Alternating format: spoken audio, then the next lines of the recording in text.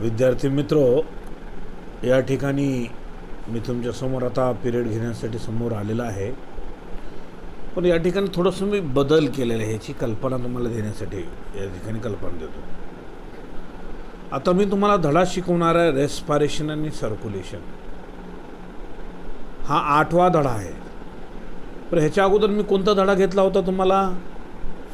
ह्याच्या अगोदर plant water relation हा 6वा धडा शिकवायला सुरू केला होता मी. हे तुम्हाला आठवत असेल, बरोबर आहे. आता मी असं का केलं त्याचं कारण सांगतो तुम्हाला.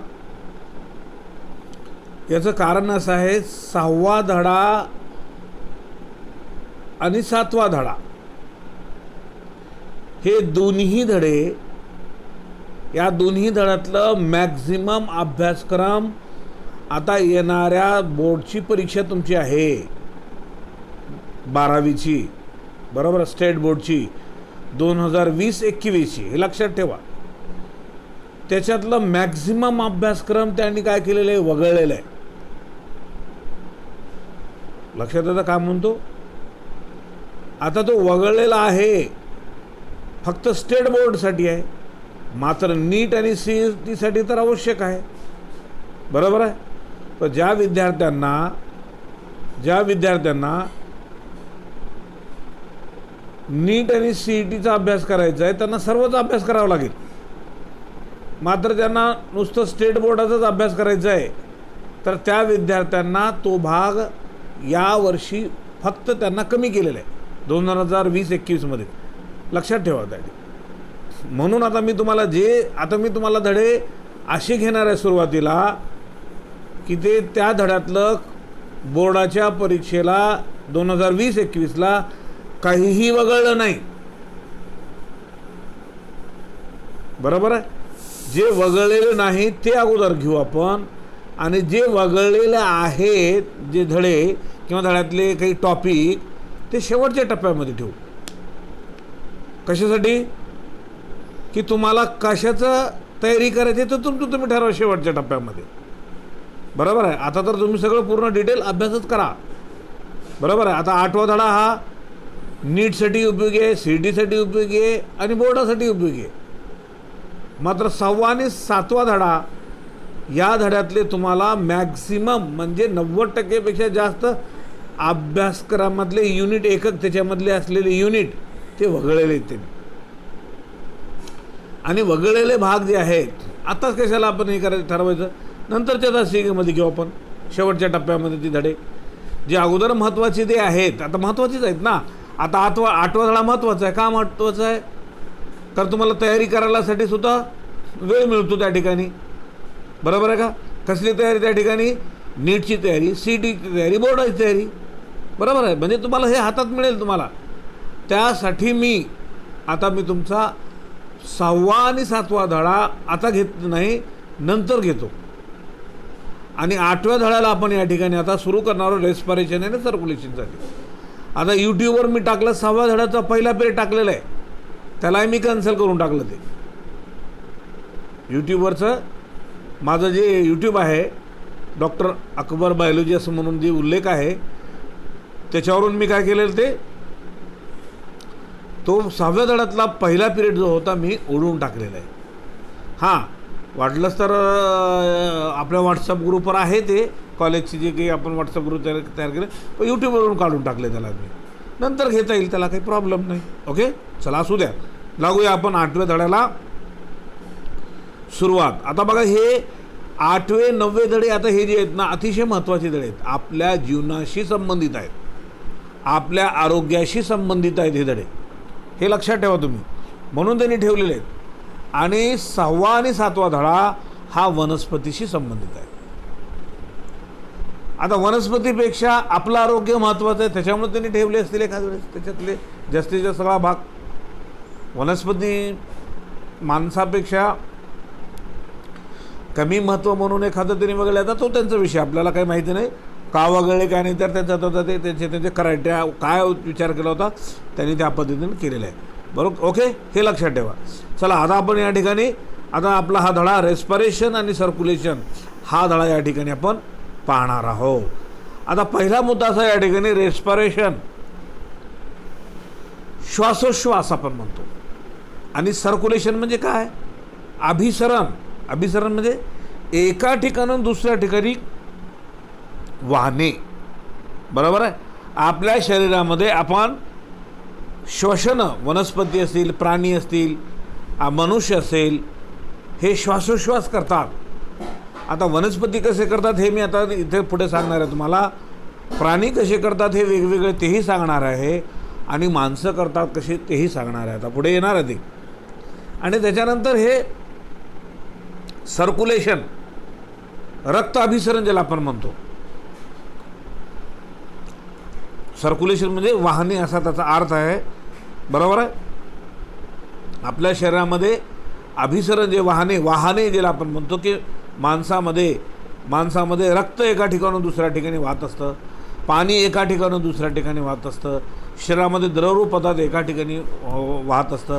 असे ते त्यावेळेस आपण या ठिकाणी बघू. आता पहिला मुद्दा या ठिकाणी आपला असा या ठिकाणी आहे. कोणता या ठिकाणी बघा, कोणता आहे? रेस्पिरेशनच्या संदर्भामध्ये आपण या ठिकाणी पाहूया. ओके, चला. कन्फ्यूज आपला टाळा त्या ठिकाणी. आता बघा याच्यामध्ये काय म्हणलेलं आहे, इथं दिलेलं आहे. कॅन यू रिकॉल, तुम्ही आठवाल का काय म्हणतंय? डेफिनेशन ऑफ रेस्पिरेशन कशाला म्हणायचं? The types of cellular respiration कशाला म्हणायचं? Why should we respire all the time, आपण प्रत्येक वेळी श्वासोश्वास का करतो हेही या ठिकाणी सांगितलेलं आहे. या प्रश्नांची उत्तरे आता आपल्याला खाली मिळणार आहेत. बरोबर आहे, असा त्याचा अर्थ आहे. आता खरं तर श्वासोश्वास आपण नाकाद्वारे ऑक्सिजन घेतो आणि कार्बन डायऑक्साईड सोडतो, आपल्याला एवढंच माहीत आहे. आणि कुठे फुफ्फुसामध्ये. खरं तर श्वासोश्वास जे आपण म्हणतो, एक्सचेंज ऑफ गॅसेस, त्यावेळेस आपण ऑक्सिजन घेतो, कार्बन डायऑक्साईड सोडतो, हे आपल्या नाकामध्ये जाऊन फुफ्फुसात होता अशातला भाग नाही. फुफ्फुसातून रक्ताद्वारे आपण घेतलेलं जे ऑक्सिजन आहे प्रत्येक शरीरातल्या पेशीपर्यंत जातं आणि पेशींनी ऑक्सिजनचा वापर केल्यानंतर कार्बन चढतं त्याच्यावर. म्हणजे आपल्याला माहिती आहे एखादी वस्तू, कोणती वस्तू वापरली आपण तर आपण म्हणतो त्याच्यावर कार्बन चढतो आपण असं म्हणतो. तसा तो प्रकार आहे. म्हणून ते कार्बन त्या ऑक्सिजनमध्ये परत विरघळून त्या ठिकाणी कार्बन डायऑक्साईड नाकाद्वारे वापस बाहेर फेकला जातो. चला ओके. आता या ठिकाणी बघा मी काय म्हणतो ते या ठिकाणी आता सविस्तर प्रत्येक गोष्ट या ठिकाणी आपण पाहूया. ओके, चला इथं वाचतो ते या ठिकाणी तुम्ही बघा सगळं त्या ठिकाणी काय आहे ते वरून वाचतो या ठिकाणी. All living organism require energy to carry out various life process. प्रत्येक सजीवाला ऊर्जेची गरज आहे आपलं जीवनचक्र चालण्यासाठी. बरोबर आहे. आता बघा या ठिकाणी एनर्जी आपल्याला लागतेच. त्या ठिकाणी आपल्याला एनर्जी, आता माणसाला एनर्जी अन्नातून मिळते. बरोबर आहे. आता एनर्जी म्हणजे हे गोष्ट लक्षात ठेवा, केमिकल एनर्जी. आपली ही एनर्जी म्हणजे केमिकल अन्नातून मिळणारी एनर्जी. आणि दुसरीसुद्धा एनर्जी आहे. आपण एखादं काडी पेटवली, आग लावली, ती हीट एनर्जी आहे आणि ही केमिकल एनर्जी आहे. लक्षात घ्या, ही एनर्जी वेगळी ती वेगळी, त्याची गल्लत करू नका. ओके. म्हणून all living organism require the energy to carry out the various life process. जीवनाच्या सगळ्या प्रक्रिया करण्यासाठी सजीवांना ऊर्जा लागते. लक्षात आलं, हा त्याचा अर्थ आहे. Energy that is stored in the body in the form of complex organic compound. ती एनर्जी आपल्या शरीरामध्ये कॉम्प्लेक्स ऑर्गॅनिक कंपाऊंडमध्ये त्या ठिकाणी साठवली जाते. त्याला कंसामध्ये पोटेन्शियल एनर्जी आपण म्हणतो. इज हावेवर जर असं असताना not usable by the organism unless it is converted into usable form. जोपर्यंत उपयोगात आणली जाणार नाही तोपर्यंत त्याचा उपयोग होत नाही, असा त्याचा अर्थ आहे. This conversion is achieved through the process of respiration. हे कन्वर्शन म्हणजे रूपांतर ज्याला आपण म्हणतो. बरोबर. अचिव्ड म्हणजे मिळकत करणे, उपयोगात आणणे. Through the process of respiration. आणि रेस्पिरेशनची प्रक्रिया होत असतानाच आपण त्याचं उपयोगात आणतो, असा त्याचा अर्थ. ओके, आता त्याची रेस्पिरेशन या ठिकाणी काय आता ते व्याख्या दिलेली बघा, बरोबर आहे. वाटलंच तर याला या ठिकाणी आपण अंडरलाईन करूया. आता मी वाचतो, रेस्पिरेशन किंवा it is a biochemical process. Bio म्हणजे सजीव आहे, केमिकल म्हणजे केमिकल आहे. आपण सजीव आहोत, उदाहरण आपलं उदाहरण घेऊ आपण या ठिकाणी अगोदर, बरं. आपण सजीव आहोत म्हणजे बायो झालं. केमिकल म्हणजे आपण ऑक्सिजन घेतो, हे केमिकल आहे. कार्बन डायऑक्साईड सोडतो, हे केमिकल आहे. म्हणजे जैविक केमिकल, जीव आणि रसायन असं दोघांचं combination. It is a biochemical process of oxidation of organic compound in an orderly manner for the liberation of chemical energy in the form of ATP.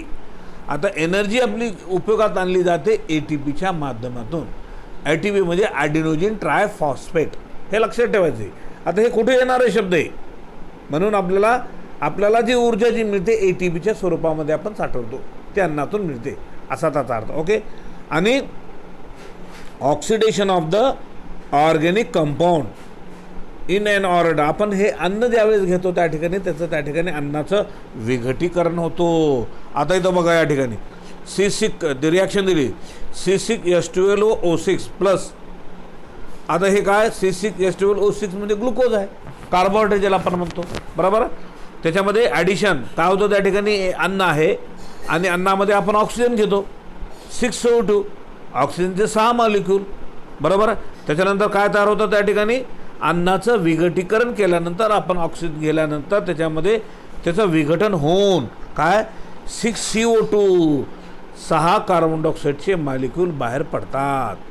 आणि नंतर प्लस 6H2O 6 पाण्याचे मॉलिक्यूल आणि 6 कार्बन डायऑक्साईडचे मॉलिक्यूल आणि plus 38 ATP 38 ATPचे molecule असा त्याचा अर्थ आहे. हे लक्षात आलं. त्यामुळे अन्नाचं विघटन करणं त्या ठिकाणी. आता हे बॅलन्सिंग कसं होतं हे लक्षात आलं तुम्हाला या ठिकाणी. आता हे काही सांगायची गरज आहे का बॅलन्स कसं करायचं ते.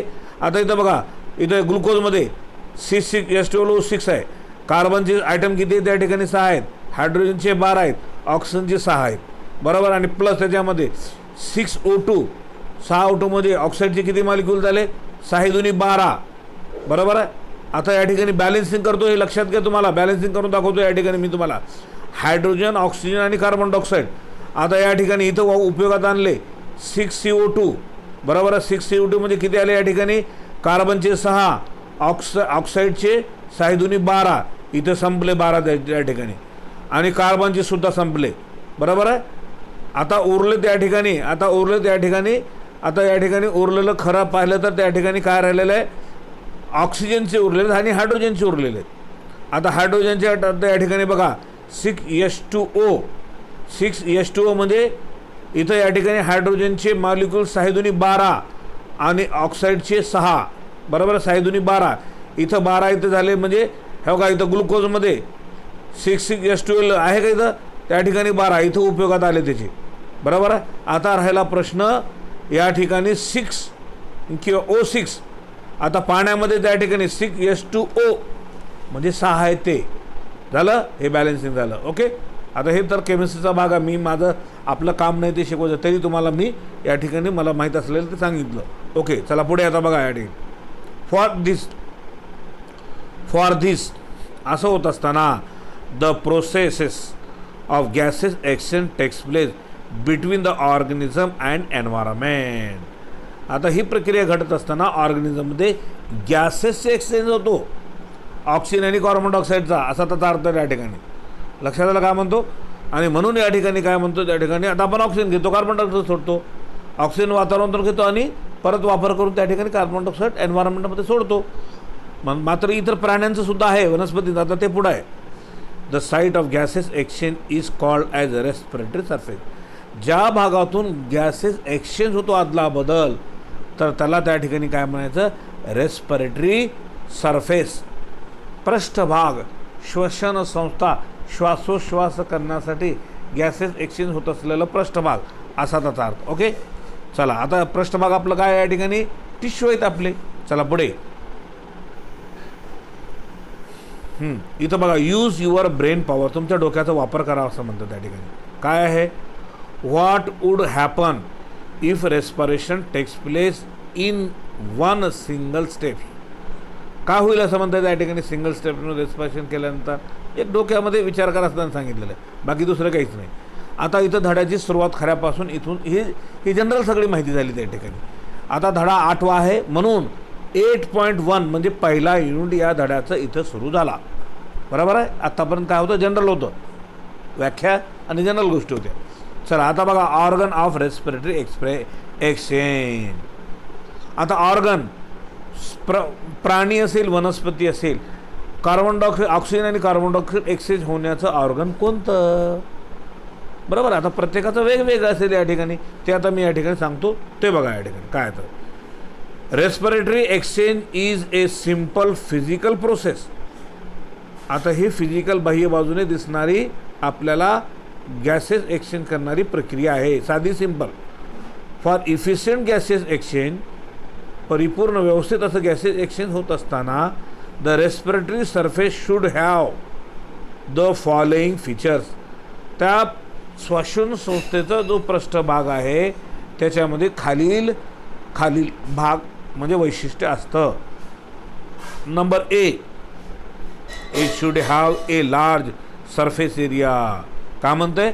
It should have a large surface area, म्हणजे त्याचा पृष्ठभाग गॅसेस एक्सचेंजचा मोठा असेल, छोटा राहणार नाही. Number B, it should be thin, ते अतिशय पातळ असेल. हायली वॉस्क्युलर, त्याच्यामध्ये व्हेसल्स असतील. And permeable to allow exchange gases. आता त्याच्यामध्ये गॅसेस एक्सचेंज करण्याची क्षमता असू शकेल. कसली आहे? आपण आपल्या टिश्यूमध्ये ऑक्सिजन घेतो, आपण श्वासोच्छ्वास करतो, म्हणजे ऑक्सिजन नाकाद्वारे फुफ्फुसामध्ये घेतो आणि फुफ्फुसातून रक्ताद्वारे ऑक्सिजन ते पेशीपर्यंत जातं आहे. लक्षात आलं का म्हणतो? आणि ते पेशीपर्यंत गेल्यानंतर तिथे एक्सचेंज होतो. मी तुम्हाला आत्ता सांगितलेलं आहे, त्या पेशी ऑक्सिजनचा वापर करतात, वापर केल्यानंतर त्याच्यावर कार्बन चढतं, ते कार्बन परत ऑक्सिजनमध्ये विरघळला जातो आणि ते कार्बन डायऑक्साईड तयार होऊन नंतर परत त्याचं रक्ताद्वारे परत दुसऱ्या जे नलिका असतात रक्तवाहिन्या घेऊन येणाऱ्या, त्या रक्तवाहिन्याद्वारे फुफ्फुसामध्ये येतं आणि फुफ्फुसामध्ये ते रक्त आल्यानंतर नाकातून आपण कार्बन डायऑक्साईड सोडवून देतो. लक्षात आलं? असा त्याचा. मग आणखीन सी आहे, इट शुड बी मॉइस्ट. हे नेहमी ओलसरच असतं.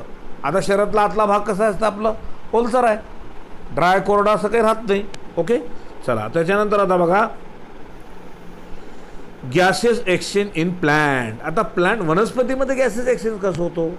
आता मी माणसातलं उदाहरण सांगितलं तुम्हाला, वनस्पतीमध्ये कसलं होतं त्या ठिकाणी ते बघा. या ठिकाणी वनस्पतीचं काय, या ठिकाणी वनस्पतीचं मी काय सांगतो ते या ठिकाणी आता व्यवस्थित काळजीनं बघा तुम्ही. The shape and structure of plant facilitate gases exchange bye diffusion. Shape आणि स्ट्रक्चर, वनस्पतीमधला आकार आणि रचना, बरोबर आहे, वनस्पतीतल्या काय करतं? गॅसेस एक्सचेंज करण्यासाठी डिफ्युजन होतं. डिफ्युजन म्हणजे फैलाव, पसरणे. बरोबर आहे, बरोबर. असा त्याचा अर्थ. ए टेरेस्ट्रियल फ्लॉवरिंग प्लांट, जमिनीवर फुलं येणारे वनस्पती, असा त्याचा अर्थ. Have many air spaces between cell of the stem, leaf, root. जमिनीवर राहणारे जे काही फुलं येणारे जे वनस्पती असतील तर त्यांची खोड, पान, मूळ, त्यांच्या पेशीमध्ये काय असतं? त्यांच्या पेशीमध्ये असणारा स्पेस असतो. जसं उल्लेख केलेला या ठिकाणी काय म्हणलं? या ठिकाणी एअर स्पेस, बरोबर आहे. Air space between cells of, हवेचा स्पेस, हवा असणारी जागा, असा त्याचा अर्थ आहे. खोड, पान आणि मुळामध्ये, असा त्याचा अर्थ. ओके, चला पुढे बघा. These air space are continuous. हे एअर स्पेस कसे असतात? कंटिन्यू असतात, नेहमी चालणारे.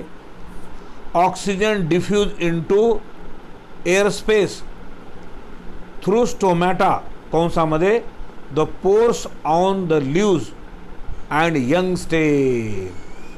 काय होतं या ठिकाणी? ऑक्सिजन डिफ्यूज होतो, ऑक्सिजनचा फैलाव होतो. कोणाद्वारे? Air space. Through the stomata. Stomata म्हणजे पर्ण छिद्र, त्याला कंसामध्ये इथं म्हणलेलं आहे the spores on the leaves and young stem. पानावर पर्णछिद्र असतात. मराठीमध्ये तुम्ही ऐकलं असेल पर्णछिद्र हे शब्द, बरोबर. आणि यंग स्टेम, यंग म्हणजे कवळं जे खोड आहे त्याच्यावर सुद्धा. त्याच्यानंतर बघा carbon dioxide and water vapour diffuse out. बघा कार्बन डायऑक्साईड आणि त्याच्यानंतर काय होतं त्या ठिकाणी वॉटर वेपर, पाण्याची वाफ. डिफ्यूज म्हणजे त्याचं तिथून निघून जातात, फैला होतात, निघून जातात बाहेर, असा त्याचा अर्थ आहे. इन एरेटेड सॉईल, जर जमिनीमध्ये एरेटेड म्हणजे हवा देणारी जे सॉईल असेल, भुसभुशी ज्याला आपण म्हणतो जमीन, तिथं हवा जाते त्या मातीतून. The oxygen dissolves in the film of moisture. Film of moisture म्हणजे ओलाव्यातून. Or water around the root tissue, water around जी मुळाच्या ज्या टिश्यू आहेत त्याच्या सभोवताली. And enter it by diffusion, नंतर त्याच्यातून त्याचा फैलाव होतो, असा त्याचा अर्थ आहे. ओके, चला पुढे बघा. या ठिकाणी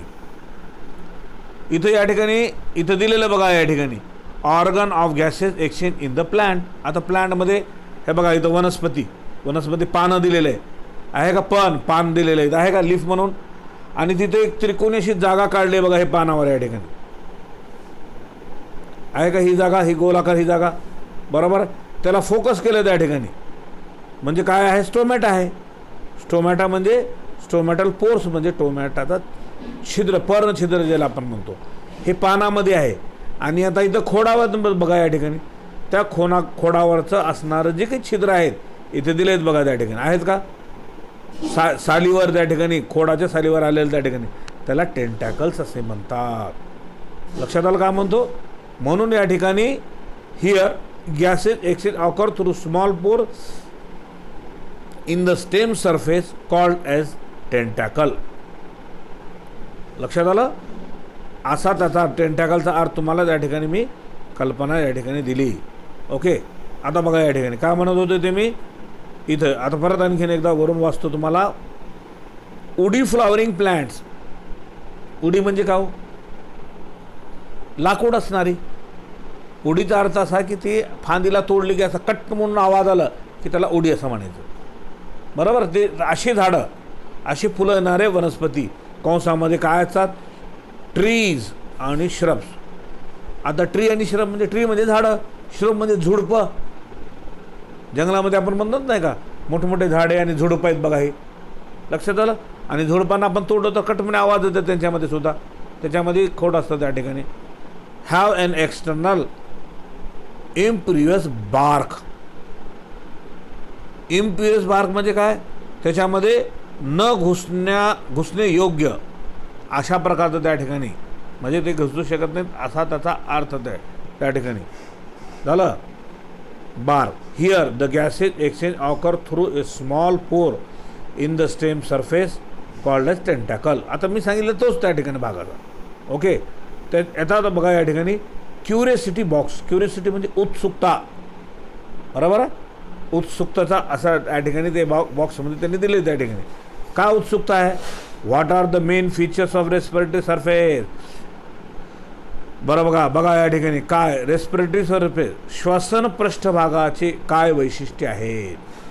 which are the parts of plant help in the process of gases exchange. Gases exchange होण्यामध्ये विच पार्ट ऑफ प्लांट, बरोबर आहे, याच्यामध्ये भाग घेतो असा त्याचा अर्थ. त्यांनी एवढं सांगितलं, बाकी दुसरं काय नाही. आता बघा हे वनस्पतीत झालं. आता काय आलं या ठिकाणी, रेस्पिरेशन इन ॲनिमल्स, बरोबर आहे. ॲनिमल्स म्हणजे प्राण्यामध्ये. आता प्राण्यामध्ये म्हटल्यानंतर आणि वनस्पतीचा विषय संपला आता या ठिकाणी, बरोबर आहे. थोडक्यात त्यांनी दिलेलं आहे. आता प्राण्यांचं काय वैशिष्ट्य ते सांगितलेलं आहे, बरोबर. आणि प्राण्याच्या बरोबर त्याच्यानं माणसाचा सुद्धा उल्लेख पुढे आहे, ते आता पुढे तुम्हाला कंटिन्यू सांगतो. बघा, as compare to plant, animal show wide variety of respiratory surface or organ. As compare to plant आणि ॲनिमलमध्ये काय म्हणतो, shows wide variety of respiratory surface. Respiratory श्वसन संस्थेचा पृष्ठभाग किंवा श्वसन श्वासोश्वास करण्यास लागणारे अवयव, ऑर्गन म्हणजे अवयव. The respiratory surfaces differ in various animal. बघा आता इथं काय म्हणतं आहे, श्वसन रेस्पिरेटरी सर्फेस, श्वासोश्वास करणारे पृष्ठभाग प्रत्येक सजीवामध्ये वेगवेगळे असतात. बरोबर आहे. आता आपण आपलं आहे नाक, तोंड, फुफ्फुसे हे आपलं वेगळं आहे त्या ठिकाणी. आता इथं प्राण्यांचं वेगळं आहे त्या ठिकाणी, वनस्पतींचं वेगळं. आता ते मी पुढं तुम्हाला या ठिकाणी सांगतो. The respiratory surfaces differ in various animals. In animal, depending upon the complexity of organization and surrounding medium. आता ऑर्गॅनिझममध्ये किंवा ॲनिमलमध्ये जेवढं मोठं ऑर्गॅनिझम आहे तेवढं त्याचं वेगळं आहे. बरोबर आहे. आणि सराउंडिंग मीडियम सभोवतालचं सुद्धा स्वरूप त्याच्यावर अवलंबून आहे. Certain parts of the body have become specialised into different types of respiratory organ. बघा कामध्ये या ठिकाणी वेगवेगळ्या प्रकारच्या ऑर्गॅनिझममध्ये वेगवेगळ्या प्रकारचं श्वासोश्वास करणारे अवयव असतात. In higher animal these respiratory organ are also associated with the transport system. मोठ्या ॲनिमलमध्ये, छोट्या ॲनिमलपेक्षा लहानपेक्षा मोठ्या ॲनिमलमध्ये काय म्हणतं आहे, respiratory organ are also associated with transport system. Respiratory अवयवाबरोबर दुसरं ट्रान्सपोर्ट करणाऱ्या काही सिस्टीम असतात. इथं या ठिकाणी त्यांनी टेबल दिले. आता इथं बघा 53 पेज नंबरचं संपलं, 153 संपलं, 154वर या ठिकाणी आहे का इथं बघा या ठिकाणी 154 पेजवर या ठिकाणी दिलेलं आहे. या ठिकाणी काय दिलेलं त्या ठिकाणी बघा. आता ऑर्गॅनिझम बरोबर आहे आणि ते हॅबिटॅट असं म्हणलेलं आहे, कुठं आढळतात आणि रेस्पिरेटरी सर्फेस किंवा ऑर्गन त्यांचं कोणतं आहे. प्रत्येक प्राण्यामध्ये वेगवेगळ्या प्रकारचं असतं हे लक्षात घ्या. आता ऑर्गॅनिझम, प्रोटिस्ट, स्पॉन्जेस आणि सिलेंट्रेट हे आपण 11वीमध्ये धडे पाहिलेले आहेत. 11वीमध्ये आठवडा हे 8वा, हे छोटे ॲनिमलचा ग्रुप आहे. बरोबर आहे. ॲनिमल किंगडममध्ये आपण पाहिलेलं आहे त्या ठिकाणी बघा. आता सर्वात छोटा ग्रुप या ठिकाणी प्रोटोझोन आहे. प्रोटोझोन म्हणजे आदिजीव, एकपेशी प्राणी. त्याच्यापेक्षा मोठे प्रोटिस्ट, स्पॉन्जेस, सिलेंट्रेट हे पाण्यामध्ये राहणारे आहेत आणि यांचं रेस्पिरेटरी सर्फेस किंवा ऑर्गन कोणता, प्लाझ्मा मेम्ब्रेन. मुळातच छोटे असतात हे. प्लाझ्मा म्हणजे जीवद्रव्य असणारा मेम्ब्रेन असा त्याचा अर्थ आहे. ओके चला त्याच्यानंतर आता बघा फ्लॅट वर्म म्हणजे चपटेकर मी ज्याला म्हणतो. बरोबर आहे. प्लॅनेरिया, ॲनिलिडा, अर्थवर्म सारखे. नेरिस म्हणजे काय, नेरिस म्हणजे त्याला आपण काय म्हणतो, नेरिसला गोम राईट. हां नेरिस म्हणजे गोम असा अर्थ लिहून कर चला, माहीत नसेल तर. आता इथं मी काही सांगायचं नाही. बरोबर. हे लीच म्हणजे जळू. आणि ॲम्फिबियन, उभयचर म्हणजे कोणते आहेत, फ्रॉग, बेंडकासारखे. आता हे कशात राहतात, हे कुठं राहतात हे प्राणी, ॲक्वॅटिक आणि सेमी ॲक्वॅटिक. बरोबर आहे. म्हणजे काय असतात, पाण्यात राहतात आणि जमिनीवर सुद्धा राहतात. मग यांचं रेस्पिरेटरी ऑर्गन म्हणा किंवा सर्फेस कोणता आहे, प्लाझ्मा मेम्ब्रेन आहे यांच्यामध्ये. जनरल बॉडी सर्फेस बरोबर कंसामध्ये मॉइस्ट स्किन. आता आपल्याला माहीत आहे बेंडूक जमिनीवर असल्यानंतर काय करतो, फुफ्फुसाद्वारे श्वासोच्छ्वास करतो आणि पाण्यामध्ये असल्यानंतर तो त्वचेद्वारे करतो. हे लक्षात ठेवा, हे बुद्धे वेगळे असतात त्याचा अर्थ. आता त्याच्यानंतर इन्सेक्ट आहे, कीटक कुठं राहतात, जमिनीवर, टेरेस्ट्रियल. आणि त्याच्यामध्ये कसं त्या ठिकाणी त्यांचं रेस्पिरेटरी सर्फेस किंवा ऑर्गन कोणतं आहे, ट्रॅकियल ट्यूब. ट्रॅकियल म्हणजे अशी ट्रॅकी असल्यासारखी असते, तिची ट्यूब असते. अँड स्पॅरॅकल्स. बरोबर आहे. स्पॅरॅकल्स म्हणजे आता बारीक त्या ठिकाणी स्पेस असणारे, बारीक छिद्र असणारे ते, असा त्याचा अर्थ आहे. त्याच्यानंतर ॲरेक्नाइड लाईक स्पायडर, स्कॉर्पियन. स्पायडर म्हणजे कोळी ज्याला आपण म्हणतो ना तुम्ही, कोळी ते. आणि स्कॉर्पियन म्हणजे विंचू. हे जमिनीवर राहतात आणि ह्यांच्यामध्ये रेस्पिरेटरी ऑर्गन किंवा सर्फेस काय असतो, बुक लंग्स म्हणजे पुस्तकासारख्या आकाराचं त्या ठिकाणी त्याच्यामध्ये श्वासोश्वास करणारा भाग असा त्याचा अर्थ आहे. ओके. त्याच्यानंतर लिमुलस आता लिम्युलस म्हणजे आर्थोपोड्स. आर्थोपोड म्हणजे आपण आर्थोपोडचा किंगडम आपण बघितलेला आहे. आर्थोपोडचा जॉईंटेड लेग. आर्थोपोड म्हणजे जॉईंटेड लेग. असे कीटकाय आहेत, खेकडा आहे, त्यांचे पाय कसे जॉईंटेड असल्यासारखे असतात आणि हे ॲक्वॅटिक असतात, पाण्यामध्ये राहणारे. म्हणून या ठिकाणी ॲक्वॅटिक असं म्हणलेलं आहे. ॲक्वॅटिक म्हणजे पाण्यात राहणारे. अर्थ माहीत नसेल तर लिहून घेत चालणे. बरं, आता मी काही सगळ्या गोष्टी मला लिहून घ्या म्हणायची गरज नाही, तुमचं तुम्हाला त्या ठिकाणी कळतं आहे. आता इथं ॲक्वॅटिक म्हणलं पाणी, टेरेस्ट्रियल म्हणजे जमिनीवर, सेमी म्हणजे इकडे आणि तिकडे दोन्ही ठिकाणी, बरोबर आहे. परत त्याच्यानंतर बुक लंग्स, ते तर आता बुक लंग म्हणजे फफ्फुसे त्या ठिकाणी बुकच्या आकारासारखे. खरं तर बुकच्या आकारासारखे नाही, बुक पुस्तकाची जी पानं असतात ना, एकत्र आल्यानंतर असं पुस्तक आपण उभा केली समजा या ठिकाणी, बरोबर आहे. आणि समोर दिसणारे पुस्तकाचं त्या ठिकाणी पुस्तकांची असं बंद केलेली पुस्तक समजा आपल्याला उघडायची पुस्तक, उघडण्याच्या अगोदर आपण बंद करून त्याला उभं केली तर त्याची पानं कशी दिसतात, त्याच्यामध्ये आजूबाजूला कव्हरमध्ये असणारी पानं त्या ठिकाणी बारीक बारीक बारीक बारीक बारीक रेषा असल्यासारखे दिसतात आपल्याला, बरोबर आहे. असा त्याचा अर्थ, त्याला आपण बुक लंग्स असं म्हणतो आहे या ठिकाणी. चला त्याच्यानंतर आता बघा पुढे आहे ॲम्फिबियन टॅडपोल ऑफ फ्रॉग. टॅडपोल म्हणजे काय हो? टॅडपोल म्हणजे डिंबक, बेंडकाची छोटी स्टेज, मधली स्टेज, ज्याला मराठीमध्ये डिंबक म्हणतात, उर्दू में उसको चामाकडोई बोलते हैं. पाण्यामध्ये असणारे, आणि ती खरं तर डबकाळामध्ये असते त्या ठिकाणी. पाण्याचे डबकाळ छोटे छोटे असतात तिथे, आणि ती बेंडकाची छोटी स्टेज असते. मात्र त्याला काय असतं त्या ठिकाणी, शेपूटसुद्धा असते. दिसायला मासा, छोटा मासा दिसल्यासारखा दिसतो, त्याला डिंबक असे म्हणतात. मात्र मासा तो राहत नाही, तो बेंडकाची छोटी अवस्था असते, असा त्याचा अर्थ आहे. त्याला टॅडपोल आपण म्हणतो, टॅडपोल लार्वा असं म्हटलं जातं त्या ठिकाणी. आणि हे पाण्यामध्ये राहतात आणि एक्सटर्नल गिलद्वारे त्या ठिकाणी श्वासोश्वास करतात, बाहेरचे कल्ले असल्यासारखे. फिशेसमध्ये मासे हे कुठं असतात या ठिकाणी, कुठं मासे कुठं असतात आपल्याला माहीत आहे, पाण्यामध्ये, म्हणून त्याला ॲक्वॅटिक म्हणलेलं आहे, बरोबर. त्याच्यानंतर आणि ते श्वासोश्वास कुठून करतात, इथे कल्ले असतात, त्याचे कल्ले, गिल्स, त्याचे कल्ले असे जर केले तर त्याच्यामध्ये लाल अशा प्रकारचे मध्ये दिसतात, त्याला इंटरनल गिल्सच आपण म्हणतो. ओके, चला त्याच्यानंतर आता बघा या ठिकाणी फिशेसच्या नंतर रेप्टाईल, बर्ड अँड मॅमल्स. आता हे कुठं त्या ठिकाणी टेरेस्ट्रियल, जमिनीवर राहणारे आहेत त्या ठिकाणी, आणि कशाद्वारे श्वासोश्वास करतात, फुफ्फुसाद्वारे. ओके, त्याच्यानंतर आता बघा या ठिकाणी टॉर्टल्स, कासव ज्याला आपण म्हणतो, म्हणजे हे कुठं राहतात, ते कासव कुठं राहते, जमिनी पाण्यामध्ये आत, अंडर वॉटर. आणि त्याच्यामध्ये त्याचा क्लोएका असा तो एक भाग आहे त्याचा, त्याच्याद्वारे ते कासव आपलं श्वासोश्वास करते, असा त्याचा अर्थ आहे. ओके, आता त्याच्यानंतर आता बघा या ठिकाणी पुढचा भाग या ठिकाणी असा आहे, यूज युअर ब्रेन पॉवर असं म्हटलेलं आहे. का म्हणतं आहे, why are animal cannot carry out respiration with the help of circulatory system. Circulatory सिस्टीमद्वारेच वनस्पती प्राणी आपलं श्वासोश्वास का करत नाहीत असं म्हणतात त्या ठिकाणी, बरोबर आहे. आता त्याच्याद्वारे पूर्ण होत नाही, फक्त सर्क्युलेशनमध्ये रक्त वाहतं, दुसरं काही होत नाही, असा त्याचा अर्थ त्या ठिकाणी.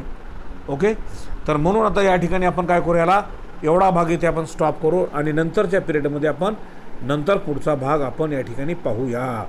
ओके, धन्यवाद.